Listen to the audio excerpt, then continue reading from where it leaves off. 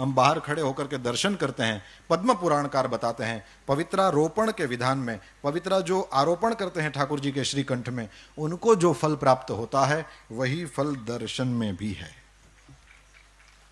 अब जो मेरे पास समय है उसमें मैं मुझे जो मुख्य कहना था वो कहूंगा, तुलसी की महिमा सुनाऊंगा, क्योंकि तुलसी हमारे जीवन में हमारे साथ एकदम सटी हुई है और उसका हमको रोज काम पड़ता है, तो हम उसके साथ रहते हैं, इसलिए तुलसी जी की कुछ बातें आपको बताऊंगा।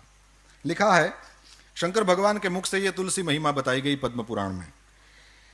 लिखा है कि तुलसी का महात्म्य भर सुन लेने से जन्म मृत्यु के चक्कर से हम छूट जाते हैं। जन्म से लेकर मृत्यु तक पर्यंत जितने भी पाप हुए हों केवल तुलसी महात्म्य सुनने से नष्ट हो जाते हैं। सुनिए, लिखा है तुलसी का पत्ता, फूल, मूल, शाखा, छाल, तना और मिट्टी आदि सभी पावन है। तुलसी संभवम सर्वम पावनम मृत्तिकादिकम। जो तुलसी काष्ठ का चंदन श्री कृष्ण को अर्पण करता और उनके श्री विग्रह में भक्ति पूर्वक लगाता है वो सदा श्री हरि के समीप रमण करता है। यही हरिचंदन है। तुलसी का काष्ठ भी चंदन काष्ठ की तरह घिसा जा सकता है, यही सर्वांगे हरिचंदनम है, इसी को हरिचंदन। तुलसी का काष्ठ इसमें घिस दो, हो गया हरिचंदन, या तुलसी का पत्ता उसमें घिस दिया, हो गया हरिचंदन। ये ठाकुर जी को धराया जाए। जो तुलसी काष्ठ की आग से, तुलसी की जो सूखी लकड़ियां हैं उसको ऐसे ही कचरा समझकर फेंक न दें, इसका भी उपयोग है। लिखा है जो तुलसी काष्ठ की आग से भगवान के लिए दीप जलाए, तो कान खोलकर सुनिए, उसको 10 करोड़ दीप दान का फल मिलता है।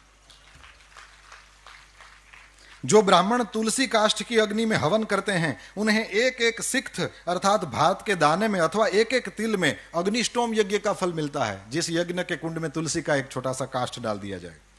फिर लिखा है तुलसी की लकड़ी की आंच से तैयार किए हुए नैवेद्य का थोड़ा सा भी अन्न भगवान केशव को अर्पण किया जाए तो वो मेरु के समान अन्नदान का फल देने वाला होता है। जो भगवान को तुलसी काष्ठ का धूप देता है, भगवान ने એટલે આપણે અગરબત્તી સળગાવીને મૂકી દેવાય ને, મેં ટ્રાય કરી લીધી બોલવું હતું એટલે પણ બુઝાઈ જાય, એટલે આપણે ઘી કે કંઈક લગાડીને કદાચ કરીએ તો રહેશે। લખ્યું છે कि जो भगवान को तुलसी काष्ठ का धूप देता है वह उसके फल स्वरूप 100 यज्ञानुष्ठान और 100 गौदान का फल प्राप्त करता है। केवल तुलसी काष्ठ का धूप, ये कचरा समझकर न फेंकें। आगे, जो मनुष्य अपने अंग में तुलसी की कीचड़ लगाकर श्री विष्णु का पूजन करता है उसे एक ही दिन में 100 दिनों के पूजन का फल प्राप्त होता है। ये सब कुछ गीता प्रेस से प्रकाशित पद्म पुराण में आप दर्शन कर सकते हैं। लिखा है तुलसी की जड़ की मिट्टी से स्नान करने से तीर्थ स्नान का फल मिलता है। जो तुलसी की नई मंजरी से भगवान की पूजा करता है वो जब तक सूर्य चंद्र है तब तक वो पुण्य भोगता है। तुलसी द्वारा पूजित होकर भगवान श्री हरि भयंकर उत्पातों, रोगों तथा अनेक दुर्निमित्तों का भी नाश कर डालते हैं। फिर लिखा है प्रतिदिन तुलसी दल से पूजा करेगा कोई व्यक्ति भगवान की तो वह धनवान होता है। तुलसी की मूर्ति संपूर्ण सिद्धियों को प्रदान करने वाली है। फिर लिखा है पार्वण श्राद्ध के अवसर पर श्रावण मास में तथा संक्रांति के दिन तुलसी का पौधा लगाना ये अत्यंत पुण्यदायी है। तुलसी की जड़ में ब्रह्मा जी रहते हैं, मध्य भाग में भगवान जनार्दन रहते हैं और मंजरी में रुद्रदेव का निवास है, इसलिए शायद मंजरी रुद्रदेव को चढ़ती है। जिस घर, गांव या वन में तुलसी का वृक्ष हो वहां जगदीश्वर श्री विष्णु प्रसन्न चित्त होकर निवास करते हैं। उस घर में दरिद्रता नहीं होती, वहां दुख भय रोग नहीं ठहरते।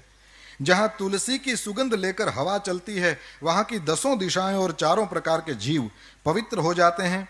जिस घर में तुलसी के मूल की मिट्टी हो वहां संपूर्ण देवता तथा कल्याणमयी भगवान श्री हरि सर्वदा स्थित रहते हैं। विशेषतः, अब ये थोड़ा अनजान सा लगेगा पर सुनेंगे तो बड़ा आनंद आएगा। लिखा है विशेषतः शिव मंदिर में यदि तुलसी का वृक्ष लगाया जाए तो उसमें से जितने बीज तैयार होते हैं, मंजरी और मंजरी जब सूख जाए तो उसमें से बीज तैयार होते हैं, उसी को बो दें, आपको कहीं उसके पौधे लेने जाने की जरूरत नहीं, अपनी ही तुलसी से बार बार आप अपना तुलसी का पौधा नया कर लेंगे। तो मंजरियों को संभालना चाहिए, उससे वहीं फिर हमको ये विदेशों में रहने वाले जब तुलसी संभालना चाहें तो उनके लिए बहुत अच्छा ये मंजरी वाला उपाय है। तो लिखा है कि शिव मंदिर में यदि तुलसी का वृक्ष लगाया जाए तो उसमें से जितने बीज तैयार होते हैं, फिर कान खोल के सुने, उतने ही युगों तक मनुष्य स्वर्गलोक में निवास करता है। भगवान के समीप पृथ्वी तल पर तुलसी लगाने से सदा वैकुंठ की प्राप्ति। तुलसी सर्वत्र पवित्र है और पुण्य तीर्थों में वो अधिक पावन मानी गई है। और फिर लिखा है कि तुलसी वृक्ष के बगीचे का दर्शन और स्पर्श कर लेने मात्र से भी ब्रह्म हत्या आदि पाप नष्ट हो जाते हैं। जिनका मृत शरीर, अब थोड़ी और्ध्वदेहिक बातें भी कर लें और फिर मैं पूरा करूंगा। लिखा है जिनका मृत शरीर तुलसी काष्ठ की आग से जलाया जाता है वे विष्णु लोक में जाते हैं। ये जब से मैंने पढ़ा है, मैं जहां भी पहुंचता हूं, किसी की अर्थी वगैरह को देखता हूं, अपने घर से तुलसी काष्ठ ले जाता हूं या वहां कहीं खोज करके उसमें डाल देता हूं। इसमें सबसे पहली मेरी दादी माँ थी। मैंने जब पढ़ा तो उसके बाद सबसे पहली जो भगवान के धाम में गई वो मेरी दादी थी, और मैंने उसी इस वचन को याद करके तुलसी काष्ठ कर दिया। मैंने कहा भाई तो वैसे ही जाएगी, हवेली में जिंदगी भर ठाकुर जी की सेवा करने वाली क्यों वैकुंठ में नहीं जाएगी? वो तो यहां थी तब भी वैकुंठ में थी। तो ये करने जैसा है, ये हम कर सकते हैं, इसलिए मैं कह रहा हूं जिनका मृत शरीर तुलसी काष्ठ की आग से जलाया जाता है वे विष्णु लोक में जाते हैं। मृत व्यक्ति यदि व्यभिचार आदि किसी भी पाप से ग्रस्त हो, तुलसी काष्ठ की अग्नि से देह का संस्कार होगा तो वो शुद्ध हो जाएगा। लिखा है जिसकी मृत्यु के समय श्री हरि का कीर्तन स्मरण और तुलसी की लकड़ी से जिस शरीर का दाह किया जाए उसका पुनर्जन्म नहीं होता। आपको लगेगा कि इतने सारे तुलसी काष्ठ कहां से लाएं, क्योंकि मनुष्य शरीर के लिए तो ज्यादा चाहिए। तो यहां लिख दिया है यदि दाह संस्कार के समय अन्य लकड़ियों के भीतर एक भी तुलसी काष्ठ हो तो करोड़ों पापों से युक्त होने पर भी मनुष्य की मुक्ति हो जाती है। तुलसी काष्ठ से मिश्रित होने पर सभी काष्ठ पवित्र हो जाते हैं।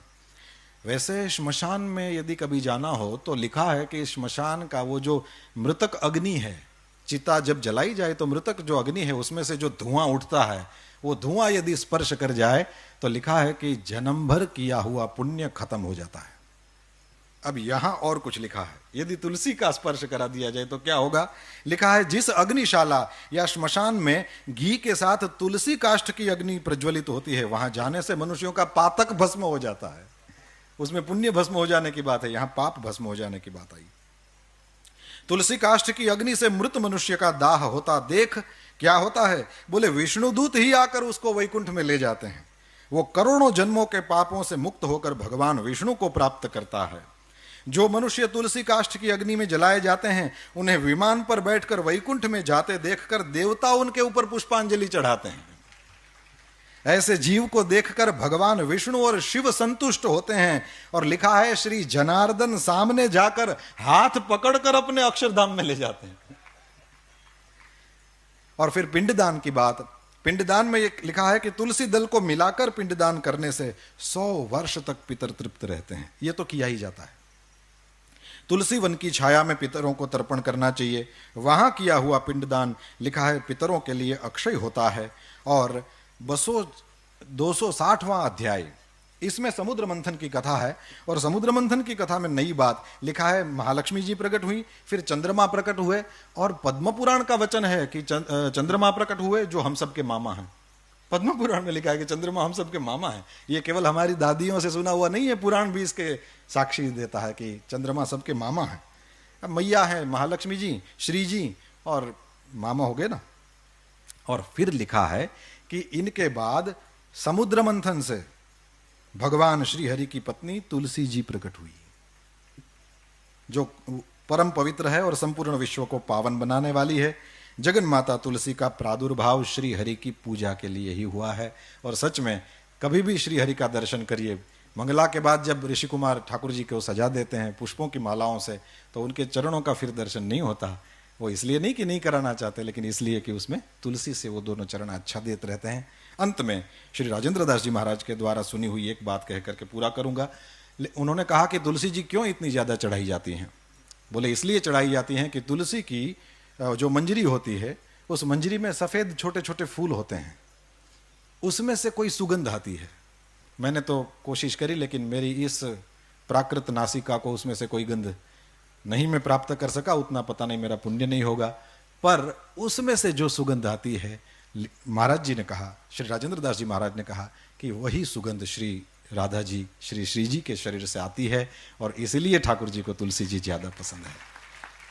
हम सब ऋषि कुमारों को यहाँ पुराण प्रवचन के लिए अवसर दिया गया। इसके लिए अवसर के प्रदाता करुणा निधान पूज्य भाई श्री के चरणों में हम सब ऋषि कुमारों की ओर से बार बार दंडवत प्रणाम करता हूँ। आप सब ने बड़े प्रेम से सुना, इसलिए हम सब ऋषि कुमार आपके आभारी हैं। कृतज्ञता पूर्वक पुनः पुनः पूज्य भाई श्री के चरणों में प्रणाम। पूज्य